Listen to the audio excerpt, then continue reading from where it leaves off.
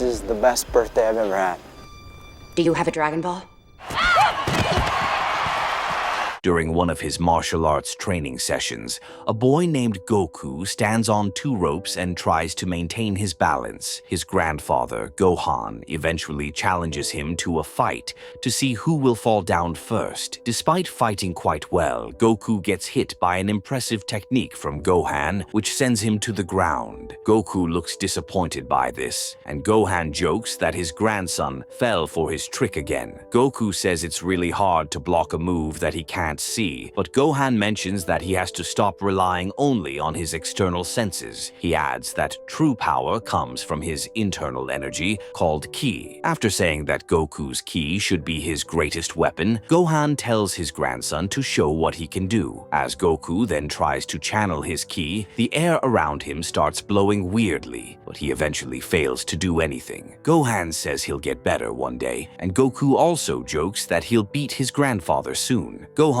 says it won't be an interesting story for his friends, but Goku mentions that he doesn't have any. He adds that everyone at school treats him like he's nothing. Let's hope it doesn't happen again. Gohan says it's because he's special, but Goku mentions that he's just different. He adds that the people at school often push him too far, to the extent that he wants to explode. As he says that he could tear them apart with one hand, Gohan mentions that he doesn't train Goku so he can fight boys. Goku seems tired of this, and he tells Gohan to teach him something he can use, like how to approach his crush without messing up his words. As he says that he wants his grandfather to teach him how to be normal, Gohan mentions that being normal is overrated. He adds that Goku must have faith in who he is. Goku already seems tired of their conversation, but before he heads out, Gohan stops him and gives him a present for his birthday. Goku looks amazed to see that his grandfather didn't forget his birthday, and as he opens the present, he sees a 4-star Dragon Ball inside. As he asks what it is, Gohan explains that it's a Dragon Ball. He adds that there are only 6 others in the world, with each one representing 1 to 7 stars. あなたが欲しいものは He also mentions that aside from Goku, the Dragon Ball is his only treasure. As Goku asks what it can do, Gohan says it can't do anything on its own, but that when all the Dragon Balls are together, they'll grant the holder one perfect wish. After this, he tells Goku to keep it safe, and his grandson thanks him for the present. Much later, Goku arrives at school on his bike, but just as he parks it, a bully named Fuller suddenly destroys it with his car. Fuller and his friend, Agundis, act like nothing happened, but Goku calls Fuller's name and says that he'll pay for what he just did. This gets Fuller pissed, and he goes to confront Goku to see what he can do. He also turns a cheek and taunts Goku to hit him. Goku gets tempted to do this, but as he remembers the promise he made to his grandfather not to use his skills to fight regular kids at school, he just stands down. You're gonna pay for this, Fuller. Fuller and his friends then laugh at him, and the bully mentions that he knew Goku wouldn't do anything. Almost immediately, a girl named Chi-Chi shows up and tells Fuller that they need to head to class before they're late. As Fuller then goes to meet her, Goku stares at her because he has a crush on her. Elsewhere, an alien named Piccolo arrives on Earth and destroys a small town while looking for a Dragon Ball. He eventually sends his loyal assistant, Mai, to find it for him, but before she gets there, the lady with the Dragon Ball quickly finds a place to hide with her child. Unfortunately, the child makes a gentle sound that alerts Mai to where they are. Before Mai kills the child, though, the lady with the Dragon Ball surrenders. As Mai then snatches the Dragon Ball, Piccolo shows up and looks pleased to have gotten it. Did you do that? Back at Goku's school, the teacher talks about a solar eclipse, which he says everyone will get a chance to experience in 2 weeks. Goku appears to be distracted in class, and he just continues staring at Chi-Chi. Unfortunately, the teacher notices that Goku is distracted, and he asks him a question. This feels quite unexpected for Goku, and he just says rubbish. As everyone then laughs at him, Goku looks embarrassed. After class, Chi-Chi struggles to open her locker because because her key card isn't working. As she complains that her paper for the next class is stuck inside, Goku sees this and waits for everyone to leave before he uses his ki to force all the lockers open. Chi-Chi looks shocked by this, and as she looks at the corner of the hallway, she sees Goku and wonders if he had anything to do with what just happened. As he then tries to run away, Chi-Chi stops him and asks if he was the one who opened all the lockers. Mimics. Goku says it was him, and Chi-Chi mentions that he used his ki. Goku looks shocked when he hears this, and he asks if Chi-Chi really knows about ki. Chi-Chi then says that just because her name sounds weird doesn't mean that she's an idiot. Goku seems quite nervous around Chi-Chi, and he ends up talking about her name and how it isn't normal. He eventually looks disappointed by this, and as he says that he's leaving already, Chi-Chi tells him that she's having a party at her house tonight. Goku immediately says he'll be there, and Chi-Chi looks happy about this. Later that night, Goku stands in front of a mirror and starts practicing how he's going to talk to Chi-Chi. Meanwhile, Gohan happens to be cooking something for Goku's birthday, and he sounds excited because he believes that his grandson will enjoy the meal. Almost immediately, Goku sneaks out of the house with the Dragon Ball, and as Gohan takes a cake to his room, he realizes that his grandson is not around. After a while, Goku arrives at Chi-Chi's party, but before he goes into the house, Agundis and some other boys stop him. Agundis then asks what he's doing at the party, and Goku mentions that Chi-Chi invited him. Wait, you know about Ki? He adds that he's not looking for any trouble, but Agundes taps his chest and tells him to turn back and leave. As Goku turns back, the boys laugh at him, but he suddenly mentions that he's not going to let them bully him anymore. Agundes and the other boys are shocked by this, and as they surround Goku, he says that he made a promise to his grandfather that he wouldn't fight them. Almost immediately, Agundes tries to punch Goku, but he dodges it quite well. As one of the other bullies tries to punch Goku from behind, he dodges it again, and the boy ends up hitting Agundes. This gets the boys pissed, but as they keep trying to punch Goku, he just avoids their attacks and sets them up against each other. After they all get hurt, Goku sees Chi-Chi and Fuller coming out of the house. Goku then thanks Chi-Chi for inviting him to the party, and he also jokes that Fuller's boys have been showing him what they've got. Fuller looks pissed and picks up an iron bar to attack Goku, but he only ends up smashing his car after Goku repeatedly dodges his attacks. No one will even know you were here. Goku also gets Fuller and Agundes to hit each other, and Chi-Chi looks impressed by this. After they enter the house, Chi-Chi says she likes the fact that Goku is different. She adds that she believes they have a lot in common, even though it might not seem so. Goku looks happy when he hears this, and he says that this is the best birthday he has ever had. Chi-Chi says she didn't know it was his birthday, but Goku mentions that he usually celebrates it with his grandfather. Chi-Chi then asks what happened to his parents, but Goku says he doesn't know. He adds that his grandfather said he'd explain everything to him when he turns 18. He then jokes that he'll soon find out what happened because he's now 18th. Back at the house, Gohan suddenly gets attacked by Mai, who storms into his house with Piccolo. As Gohan sees Piccolo, he looks shocked and asks how he got back to Earth. Piccolo then tells Mai that the Dragon Ball isn't inside the house.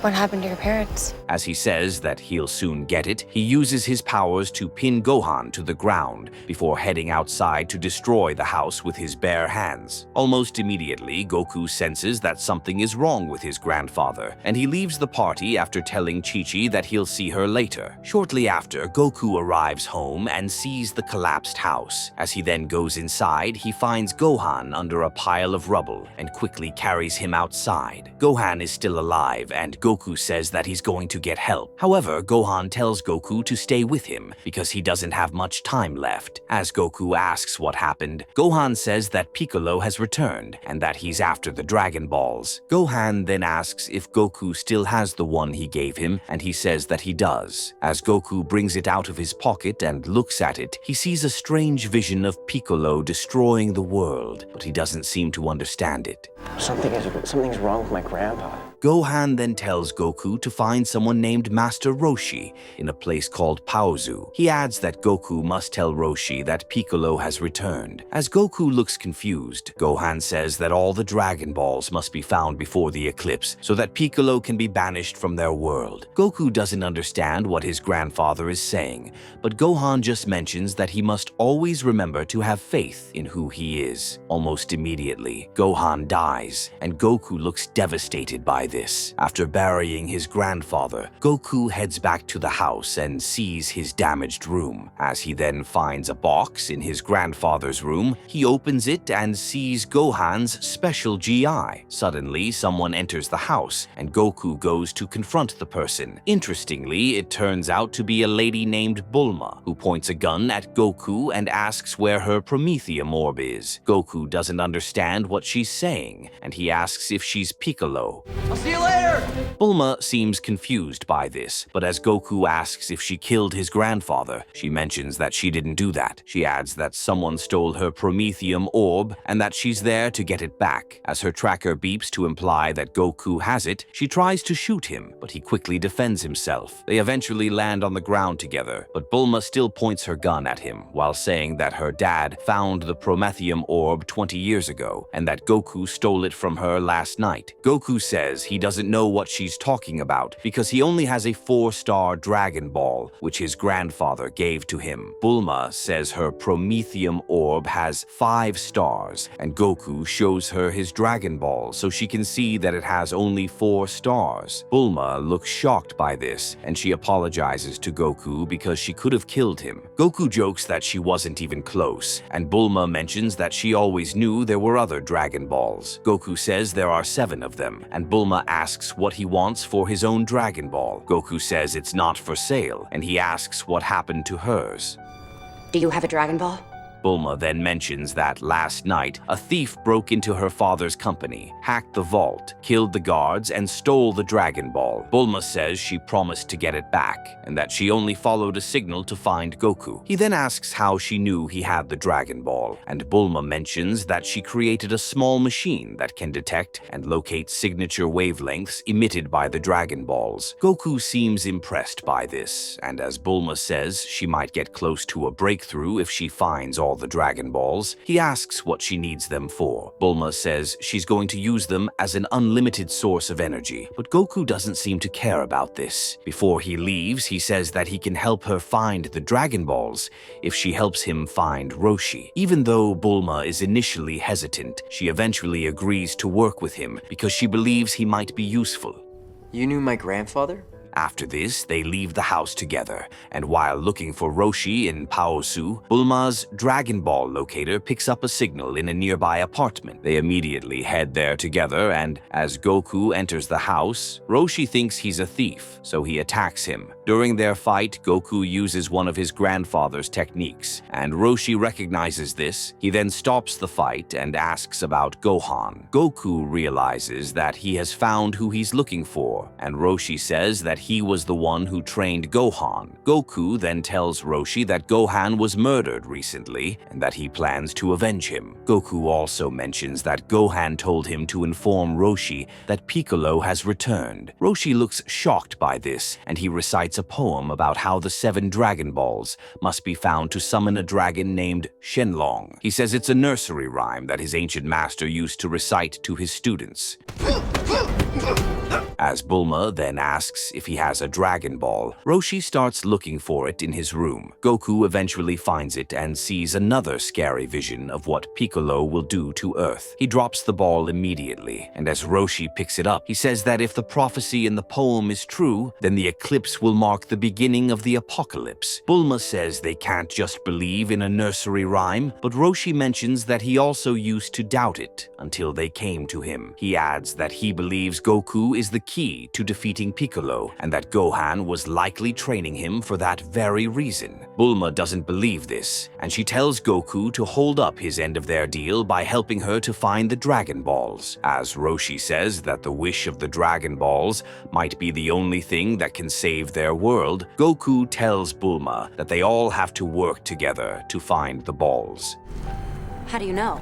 Meanwhile, Piccolo continues his search for the Dragon Balls and finds another one after blasting away the water from a lake. Elsewhere, Roshi packs some things from his apartment and tells Goku that he'll take him to a secret place where he can master some fighting techniques. He adds that for Goku to learn what he has to teach him, he'll have to become stronger. Following this, Roshi tells Goku to carry his big bag and walk, while he and Bulma ride together on her bike. After a while, they walk toward a stone temple, which Roshi says is a secret place where Goku can begin his training. When they get there, they see that it's crowded with people, and Bulma says she thought the place was supposed to be secret. Almost immediately, Goku sees Chi-Chi training there, and after she's done knocking out her opponent, she comes over to meet him. As she asks what he's doing there, Goku says he was just about to ask her the same thing. Chi-Chi then mentions that the temple is where everyone comes to train for the big tournament happening in a place called Toysen. She then remembers what happened to Gohan and tells Goku that she's sorry for his loss. After this, Roshi calls Goku to tell him that they need to leave. Before he walks away, Chi-Chi tells him to come to the tournament in Toysen because she'll be fighting there. Goku says he'll try, and he eventually heads over to meet Bulma and Roshi. Bulma then tells Roshi and Goku that her tracker has just located another Dragon Ball in the desert. On their way there, Bulma's bike suddenly falls into a ditch, and as they wonder where the hole came from, a boy named Yamcha shows up and offers to help them for a price. Bulma and the others then realize that Yamcha is the one who dug the hole as a way to extort innocent travelers. As Bulma insults him, he says that he won't be giving them his ladder. Later that night, Bulma complains about being bored, and Roshi offers to tell her a story. He then talks about how the Earth nearly got destroyed 2,000 years ago by gods from the sky. He says that their names were Piccolo and Uzaru, and that 7 mystics had to work together to fight them. You're nothing but a low-life bandit. Roshi also mentions that they sacrificed their lives to cast a powerful curse called the Mafuba to imprison Piccolo. He then says that Piccolo has now escaped, and that in 2 days the blood moon will eclipse the sun and bring forth Uzaru. As Goku and Bulma continue listening to him, Roshi mentions that to stop Piccolo, all 7 Dragon Balls must be found to resurrect the power of Shenlong, who will grant them one perfect wish. He adds that if they aren't able to find the Dragon Balls, they'll be powerless against Piccolo. Yamcha hears this from outside the hole and says that he doesn't believe everything Roshi just said. Roshi doesn't seem to care about this, but as Bulma's tracker beeps again to indicate that the Dragon Ball they're looking for is nearby, he uses his ki to jump to the top to confront Yamcha, who looks scared. After Bulma pinpoints the location of the Dragon Balls, Goku tells Roshi that they need some tools to excavate.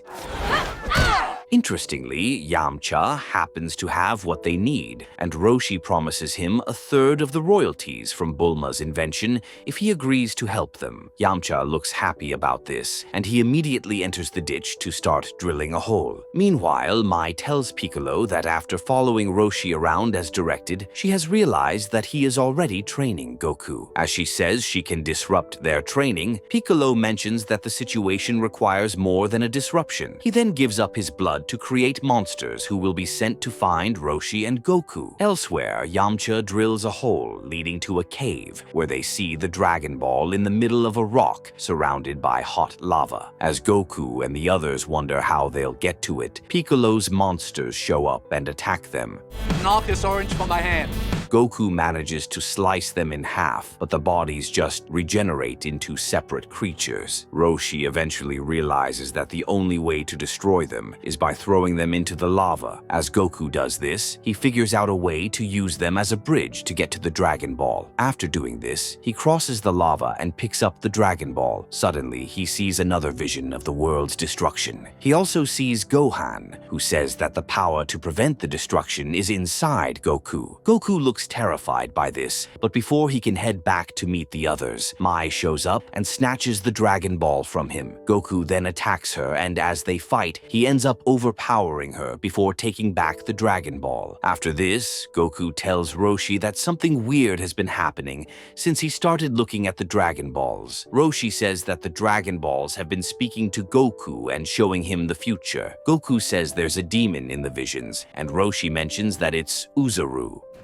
I feel sorry for you. Goku then says that he has seen Uzaru killing Roshi, Bulma, and Yamcha in his visions. Roshi says that the future is always changing, and Goku mentions that he has to find a way to kill Uzaru. As he then gives the Dragon Ball to Bulma, she asks how they're supposed to find the other ones, with just 2 days left before the eclipse. Roshi says there's another way to stop Piccolo, and that they have to head to Toisan. As they leave the cave, Mai happens to have heard everything they talked about, and she realizes that they're now headed to Toisan. When they get there, Roshi goes to a temple to meet his old master, Sifu Norris. He then mentions that he needs Norris's help to create another containment vessel to seal Piccolo. Norris realizes that he's talking about the Mafuba, and he mentions that it will consume all of Roshi's life forces. Roshi says he has to do it because he doesn't think Goku will be ready to face Piccolo. Norris then says that Roshi can come back for the containment vessel in the morning.